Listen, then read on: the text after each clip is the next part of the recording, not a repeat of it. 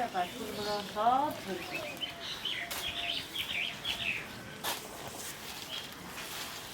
ফুলগুলো মনে হয় তোলা যাবে না, তো সকালবেলা ফুল তুলে রেখেছিলাম, জগন্নাথ ঠাকুরের চরণে দেবো, তাই তো শুভ রথযাত্রা। আমি যাচ্ছি রথের দড়ি টানতে, তো যেতে যেতে এই গাছটা দেখছি অনেক ফুল, তো ভাবছি যে একটু ফুল নিয়ে নেই, কিন্তু সব পাপড়িগুলো ঝরে পড়ছে। তো গাইস আমি একা একা যাচ্ছি, তাহলে যাওয়া যাক। তো মানে এর আগের বছর রথের দড়ি টানতে গিয়েছিলাম, তো এর আগের বছর তো তোমাদেরকে দেখিয়েছি, এবার দেখি কেমন হয়, তো তোমরা দেখতে থাকো। তাহলে যাওয়া যাক রথের দড়ি টানার জন্য। বাড়িতে আছে, যা গরম পড়েছে, গরমের মধ্যে আর অন্য কিছু পরতে ইচ্ছে করলো না, তাই সুতির শাড়িটাই পরে চলে আসলাম। আর এদিকে আমাদের পাশের বাড়ির কাকিমা বলছে লালপাড়া সাদা শাড়ি পরতে, শাড়িটা খুঁজে পেলাম না। আর মানে কাজের সময় কাজের জিনিস খুঁজে পাওয়া যাবে না, কোথায় যে রেখেছি, তো এটাই পরে চলে আসলাম। সুতির শাড়ি বেশ ভালো এই গরমের দিনে। আর সামনের দিকে দেখি সবাই রথের দড়ি টানার জন্য রাস্তার ধারে সবাই দাঁড়িয়ে থাকে, তো আমিও রাস্তা থেকেই ধরবো, আমি কোথাও যাব না, রাস্তা থেকেই ধরবো, রাস্তা থেকেই ছাড়বো। তো তাহলে যাওয়া যাক।